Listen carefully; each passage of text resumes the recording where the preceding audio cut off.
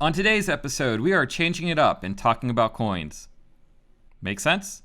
Stick around. Let's be better athletic trainers.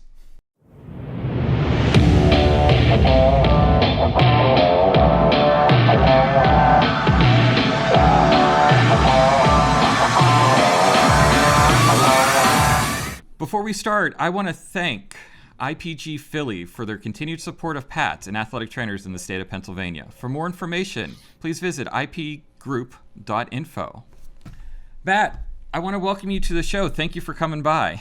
Yeah, thanks for having me on, guys. So, Matt, can you tell us a little bit about yourself? I understand that you're currently working as a financial advisor, and I'd love to know how you went from taping ankles to buying stocks. Well, first, I love that question in the sense that there's a lot of misconceptions out there. Many of us, when we hear financial advisor, financial planner, we immediately go to either investments, stocks, or we go to insurance. But really, we look at it from a very holistic approach. It's almost like telling an athletic trainer, oh, all you do is tape ankles and hand out ice spikes. It's like, well, that's part of what we do, but there's a lot more to it. And the reason I'm here in the financial world, in the financial space, is as an athletic trainer, I had a lot of financial setbacks throughout my athletic training career. And it's all stuff outside of the profession, but it steered me in making career moves. Back in 2006, that summer, not only did I finish grad school, I got my first job as a 1099 independent contractor out of high school. I got married, and my wife and I bought our first house, all within 3 months. So from the outside, it was like, hey, my life's on financial track, right? It looked great. But really, it was the beginning of financial derailment, because when we were applying for that mortgage, what I didn't know going into it is that I was going to need 2 years of W-2 tax returns. I needed that consistent proof of income as an independent contractor. So back in 2006, they were giving out mortgages like candy. And my wife and I, we got stuck into a 80-20, a split mortgage, 100% interest only for 10 years. And at the time, we were being led to believe, hey, this is your option. The market's skyrocketing. Get while you can. You'll be fine. Just refinance in 2 years. So you fast forward 2 years, 2008, housing market tanks. So now, not only 100% interest only, but we're upside down on the mortgage. Can't get out. So at the time, I was making, as an athletic trainer, I was making like $32,000. And I was like, I got to get out of this. The stress, the anxiety. So I go on looking for a new job that would pay more. And went to the college setting for a year or two. It wasn't making ends meet. I got involved in a startup company. It's going to pay me $20,000 more than what I was making. I'm like, this is great. This is where I need to be. But I didn't understand the buy-sell agreements, the operating agreements, and my role within the company. On a Friday morning, I woke up, went to my bank account, and I didn't receive a paycheck. And I ended up going, it's a long story, the way the business was structured. It was basically a rob Peter to pay Paul scenario. But I ended up going 3 months with no income. And in fact, sacrificing my pay so I could make sure my employees were getting paid. And after 3 months, I was like, I can't afford to do this anymore. I go back into become a physician extender. I become a sports medicine supervisor, athletic director. Get out of that mortgage. We get out of our debt. Everything's back on track. I'm making a great income. And then one morning, I get a phone call. It was a law firm. A doctor that I worked for about 3 years prior, we were being named in a lawsuit for a patient that had passed away. And now I'm sitting here, stress, anxiety, all comes back. Am I going to lose everything that I've worked for? And at that point, I was like, as athletic trainers, this is information that we don't get. And there's so much in the financial world that we just need education on.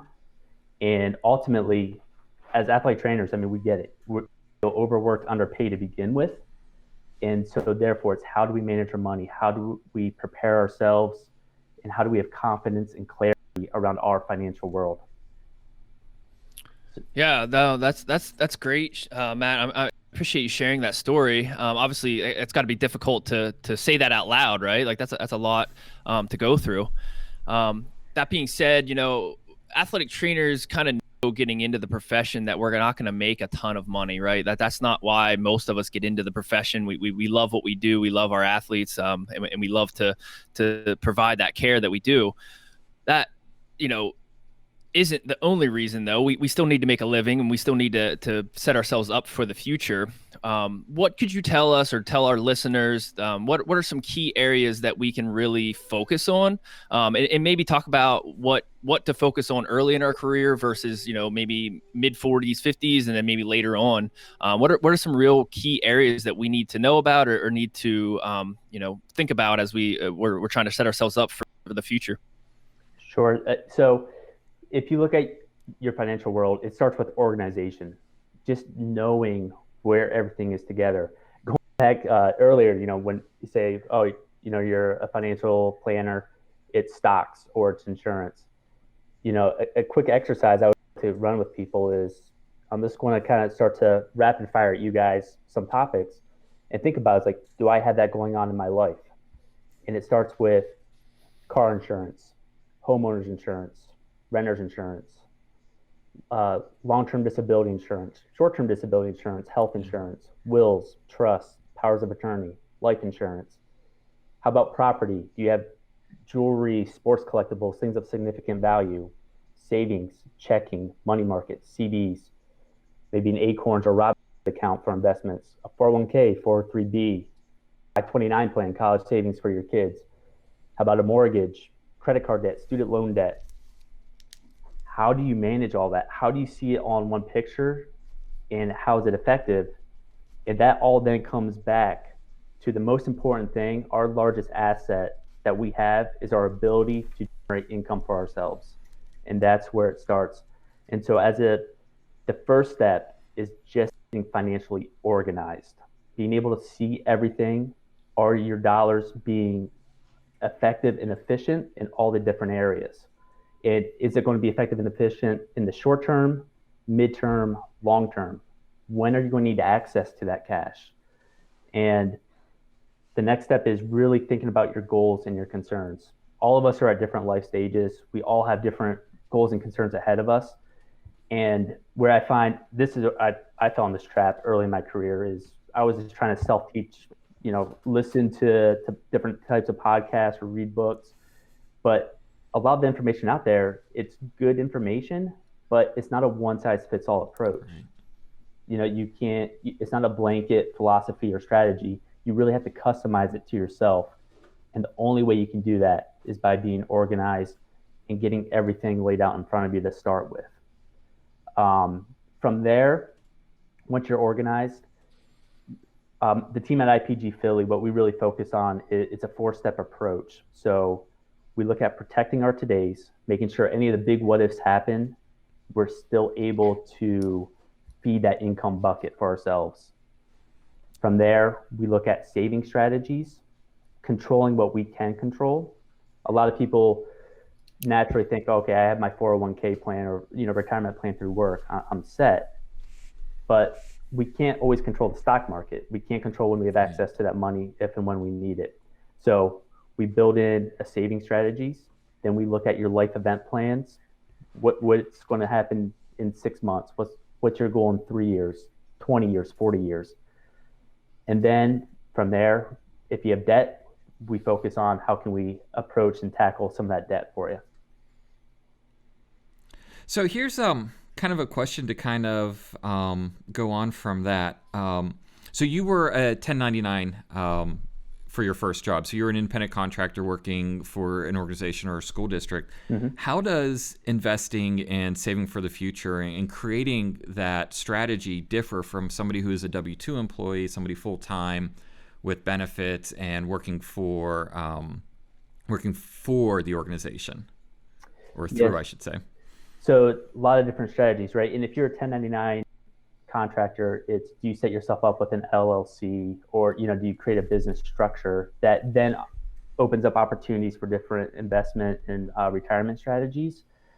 When you work for a company, a lot of times the group benefits, those plans are already set in place. However, we can't assume that just because we have group benefits that it's going to cover everything that we need. A lot of times there's still gaps. There's still tax buckets that we have to be mindful of. And so the difference is, as an independent contractor, really building your entire benefits package yourself, that individual plan. And one thing I found with athletic trainers, especially in the traditional settings, the high school, the college, where a lot of us are taking on per diem coverage. So we get trapped in a mindset of, hey, yeah, I have all my benefits through my employer, but the reality is your per diem income and all that is completely exposed. Like, that's not protected. So you have to develop structure around that to protect yourself on that as well.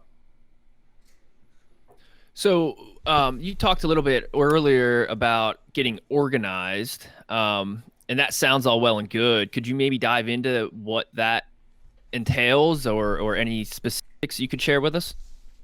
Yeah, so there's a lot of tools out there that you can use, but we use a tool that's called the Living Balance Sheet at IG Philly, and there's a lot of different ways, and this is what I'm excited about with PATS and being able to offer this out to all the PATS members.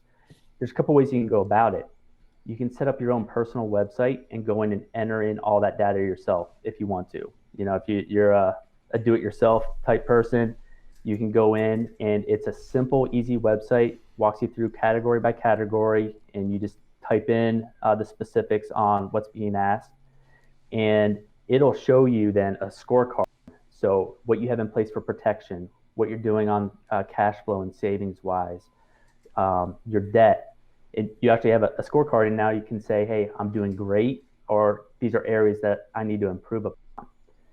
Some people are like, you know what, I don't have time. I don't have any free time, especially during the season, right? Like, schedules are constantly changing. I don't have time for this. And so what we do is we can send a document checklist, and it's basically anything and everything in one's financial world. If you're able to gather that data, send it over to us securely, we'll populate your website for you. Say, here, here's your own living balance sheet. It's populated for you. If you want to discuss anything or have anything that you would like to work on improving, we're here to offer recommendations on that. So yeah, Matt, thanks for sharing that. I think that's a great resource for our listeners to check out, and we can give a few more details about that at the end of the show. But can you maybe talk a little bit about more specifics of what your beginning of your career versus like maybe towards the end of the career, and what might be different there with what you should be doing and what you should be focusing on? Yeah, so for an athletic trainer, the young professionals, it's just getting started off strong with a budget and knowing your budget and starting to create a balance as far as percentages. We don't, a lot of times on the back end, we're not looking at specific numbers. So whether you make 40,000 or you make 250,000, that doesn't really matter. It's for balance. It's what percentage of your financial plan, where are the dollars going, and are you balanced that way? Because from there, with pay increases or other opportunities that come along, you just stay in proportion from a percentage wise. For those who are getting started later, we've met with clients who are 50, 55, getting close to retirement. And all of a sudden, our mindset has to shift because we have to look at how is this money going to be distributed throughout retirement. Much more complex on the backside, I'll say that. But we really started looking at tax buckets. Where your money's positioned, how are you going to get taxed on that? How much do you truly had to live off of versus how much is going to be going to taxes. So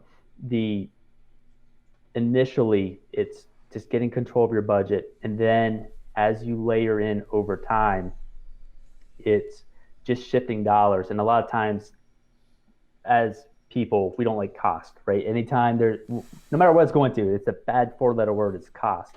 But what we try to position it as is, hey, all we're doing is strategically taking money from our left pocket and putting it in our right pocket. Yeah, you may not have immediate access to it now, but you'll be able to have it down the road when you need it. Cool. I know a couple years ago I got laid off. I have the fortune of knowing it pretty far in advance, and that's kind of exactly what Melissa and I did. We we kind of sat down, we looked at our expenses, looked at possible income in the future, what we were going to do, and for the next 6 months, just kind of get through the rest of a school year until hiring again. And I can honestly say that budget kind of saved us. We stuck to it. We were still able to put money in savings with the money that we had coming in. I had a couple other little side projects that kind of helped out in the short term there as well. So yeah, that budget's really helpful. It's huge, and we even saw it this past year. It's one of the most rewarding parts of doing what I'm doing now. Had many athletic trainers that I started working with about 2 years ago as I was entering into this career path. And when COVID hit, the job layoffs, the furloughs, and just reaching out to them and saying, hey, just checking in, is everything good? And a lot of them were like, so many of them were like, yeah, actually, because of the plan that we did, I'm not worried about this. And actually had two of them who were like, I'm actually going to take advantage and I'm going to be able to buy my house, because of where we're at. And it's crazy. Like, I just got furloughed, but yeah, I'm going to go purchase my first house. And so it's so key. It's discipline. It's, we tell athletes all the time, proper nutrition and going to the gym, stretching, like doing all that discipline stuff that we hate doing, but it's a necessity. And it's the same with budgeting. Yep. It's not bad to spend money as long as you have that money and you know where it's coming from and it's allocated the proper way. Exactly. So earlier you had talked about percentages, whether you're making like 30,000 or 250,000. Are you able to share a little bit about, like what roughly percentages look like and where we should be looking to save money or where we should kind of be living within our means kind of thing? Yeah. On, the protection side, I'll just start with like disability insurance because that's protecting your income, your most valuable asset. Most of the time, the insurance industry is going to kind of regulate what you're even allowed to apply for on coverage. So most of the time when it comes down on the budget, on what's out of pocket, it falls on average right around 1 to 3% of your income. So you're taking 1 to 3% to protect as close, it's usually around like 90% total. So you're taking about 1 to 3% there. On saving strategies, what we call a world-class saver, it's 20% of your income is what you're saving. Okay. On that, there's a lot of different theories and philosophies. And again, it comes back to the person's individual goals, concerns, what they want. Some people feel comfortable if they have 3 months of savings in living expenses in their savings account. Some people want 6 months, some people want a year. That's so variable. But when we say 20%, we're also considering what you're putting in for your retirement account, going into your savings account. There's even like cash value whole life insurance policies that technically consider our savings because you'll recoup all that money at some point, one way or another. And so from a saving strategy, we look at 20%. And then on the debt management side, it gets tricky. Like, how much do I throw at debt?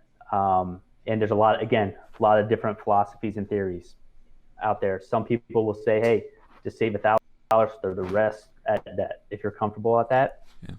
And so that we tailor to the client, like what do they want?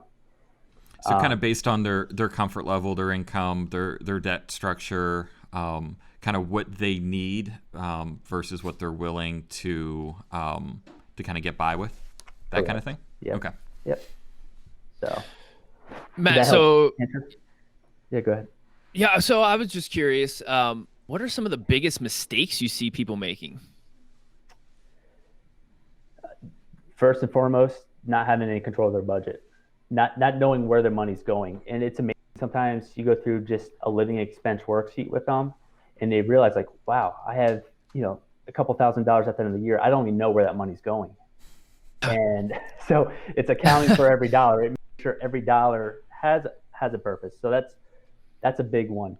The other is, I wouldn't necessarily call it a mistake. Again, it comes down to your personal philosophy, but it's looking at needs-based planning versus human-like value planning. And there's two completely separate philosophies on that. And where we find at the time, I would say when you make the decision what you feel is best for you at that moment. You can't predict what's going to happen 6 months, a year down the road. But what we find a lot of people do is on the protection strategies, the life, the DI, when you're young, we feel that we're invincible. Nothing's going to happen to us. I'll be fine. And I'll figure it out if something does happen. But then what happens is your financial world gets more complex. You have more moving parts. And now at the age of, 40, 45, 50, retirement's starting to become more real. You have bigger assets on your books that you have to protect. And in the insurance world, a lot of times it's based on your age and based on your health. And now they're coming to us and saying, hey, I need this. And it's like, well, sorry, you don't qualify. Or perfect example that we recently had, family, the husband was the breadwinner, making a lot of money, doing very well. His wife was like, you know what, we need to protect his income. It's getting close to retirement, but we have to make sure we can get to the next 15 years. Something were to happen, retirement plans be out the window. So applies for disability insurance, turns 50, goes for his 50-year-old colonoscopy checkup that we all love, right? Gets that. He's not eligible for it, gets denied.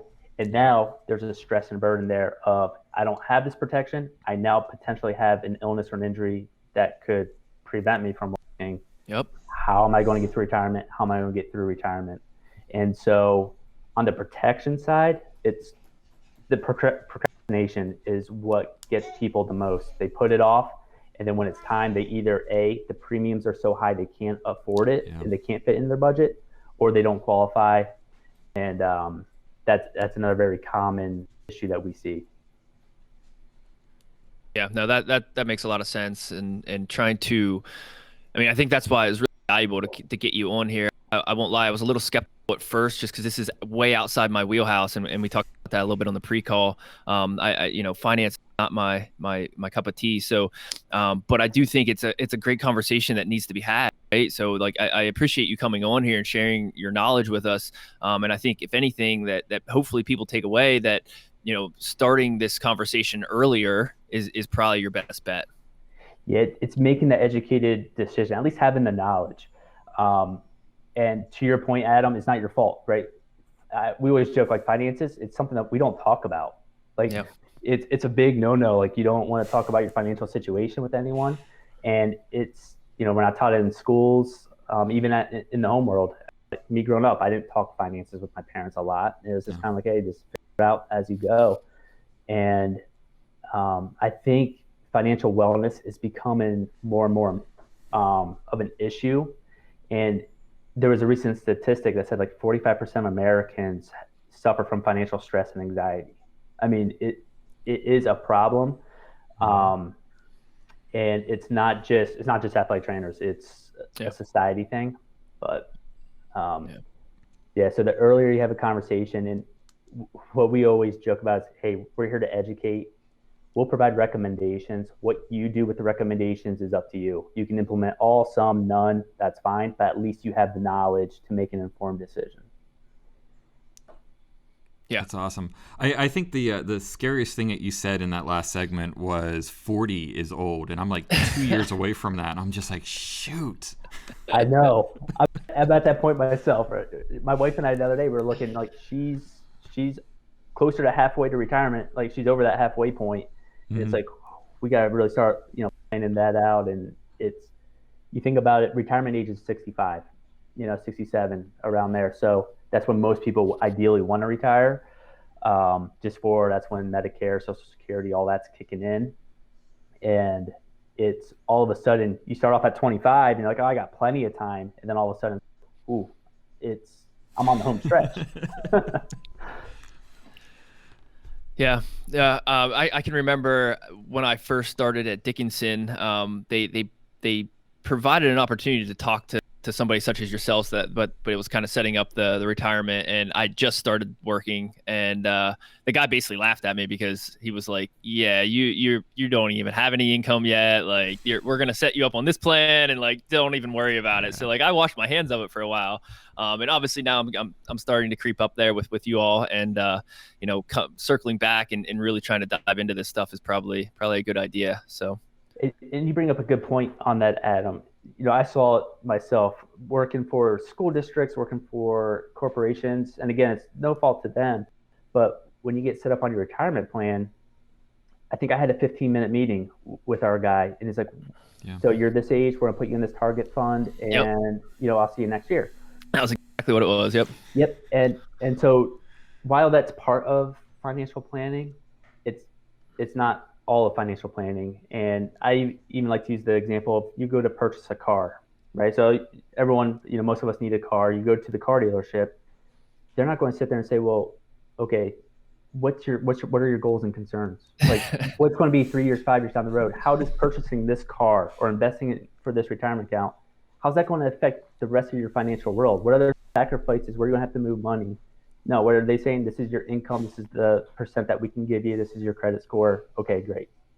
Yeah. So it's, if we look at everything in silos, I think that's the other mistake. People think in silos. They think, all right, I'm buying a house, X, Y, Z, but it's not how does it all tie together?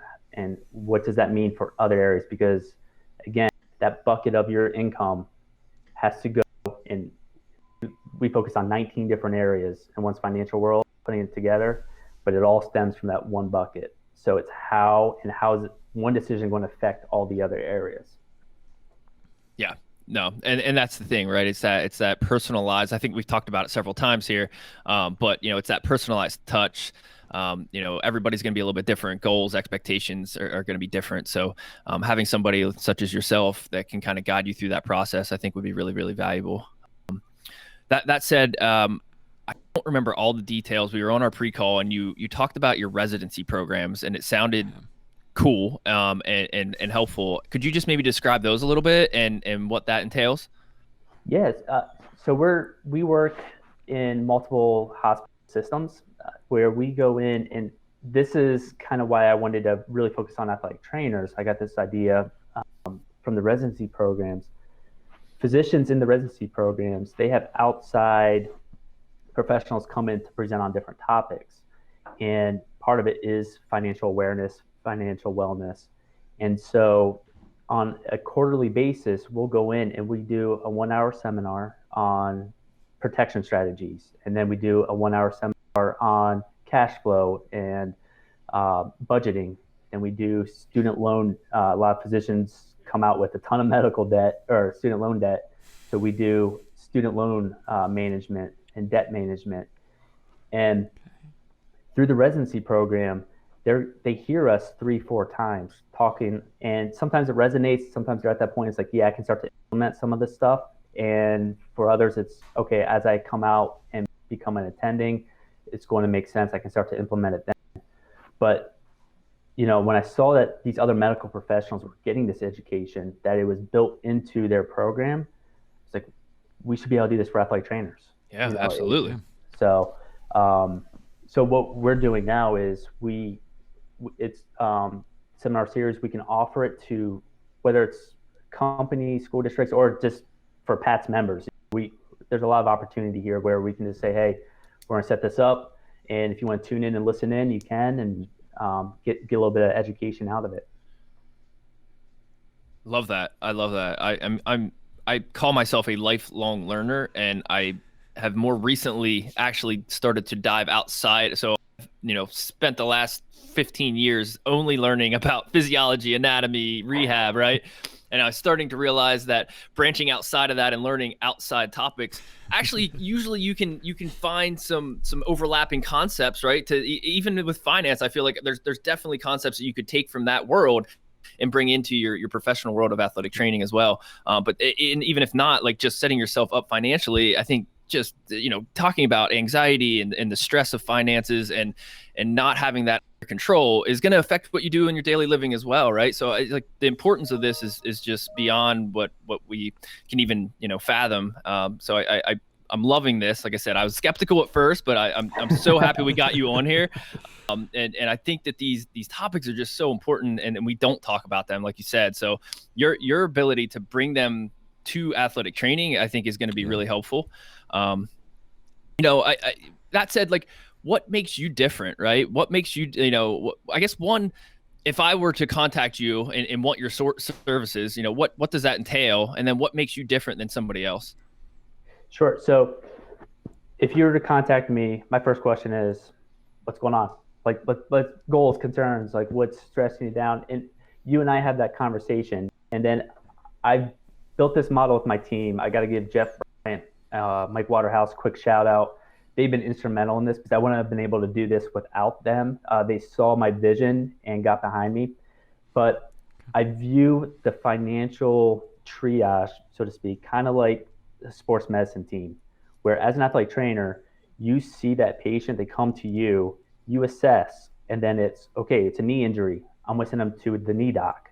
And then I'm going to make sure that they get back to their sport, whether it's football, field hockey, it doesn't matter. Get back to what sport there is and it's specific to them. But as an athletic trainer, we have a team of specialists around us with our physicians, our physical therapists. And so on the financial side, I know I can't be an expert in all the investments and stocks, in all the insurance policies, and the income protection strategies. So what we've done is, I'm the athletic trainer. I'm side by side with you. I understand where you're coming from. Whether it's, Matt, I can't meet today. It's called a practice last minute. I got to rain out. So it's, there's a COVID pandemic. People in quarantine. I'm able to understand that and relate. Say, okay, not a problem.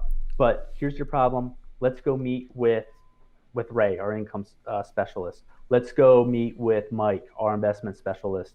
This is where you're at, and let's go meet. And I'm kind of there as a mentor, a coach along the way. I always joke, athletes come back, right? You send them to the shoulder doc, and they're like, yeah, I hurt my rotary cup. And you're like, and the same with the investments. The jargon that's out there, there's so much information. It's like, hey, what does this really mean? And I'm there to help break it down. So that's how we differentiate ourselves, where I've worked with other financial advisors in the past, but again, it was one person.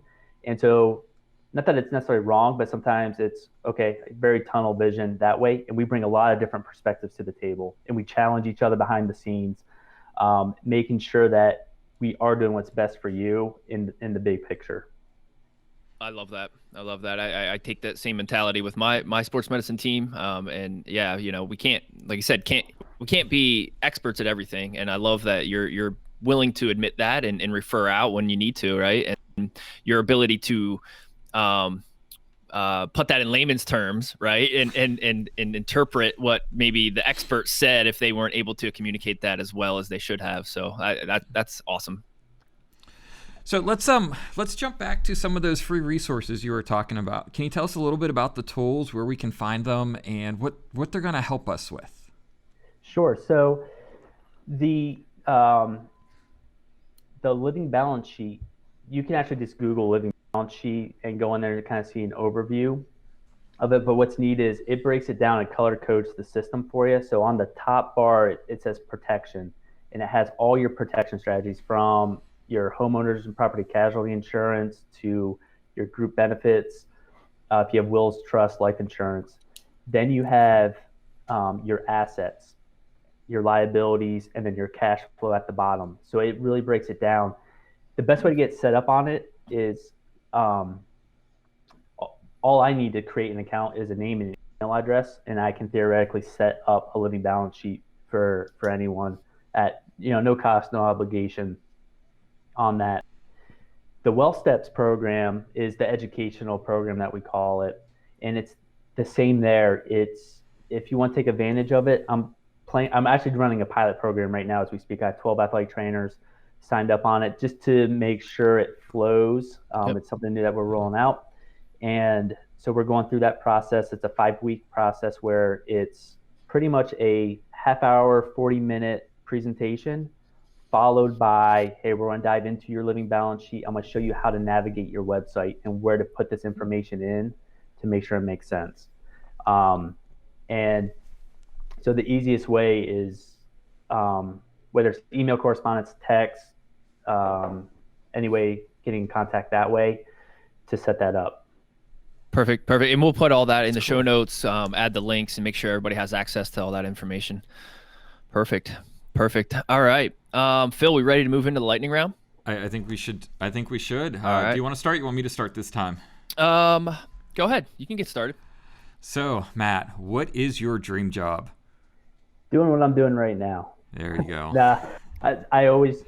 One of my sports medicine professors in college was, the next best move for you is what you want to do next.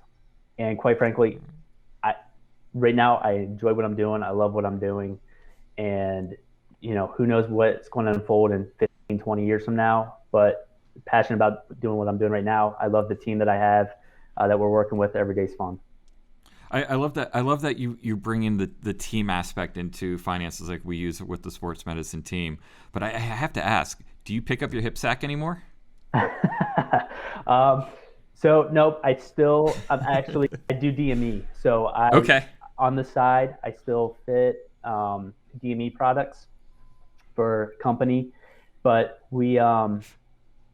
I've kind of moved off the sideline coverage because I have a 9-year-old, a 7-year-old. Yep. I'm coaching them. I'm a coordinator for the league. I'm involved in their Cub Scouts. So that's where I get my on-field.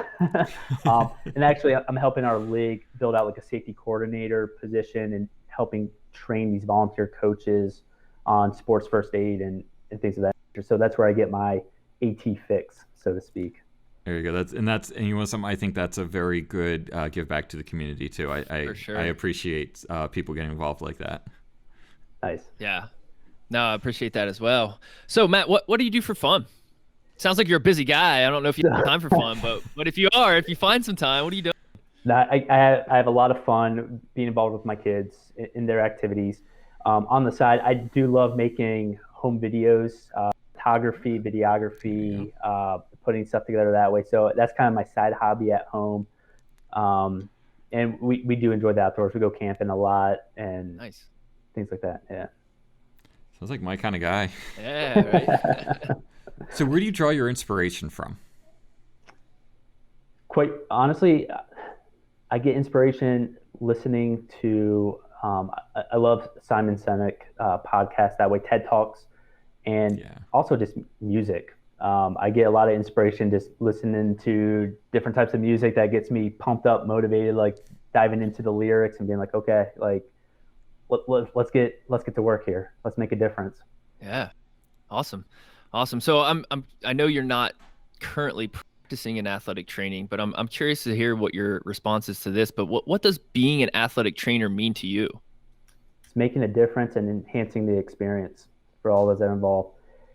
My philosophy all along, whether as an athletic trainer or an athletic director, I want that experience to be the best possible experience for that athlete. It doesn't matter if they're the starter, if they're the last man on the bench.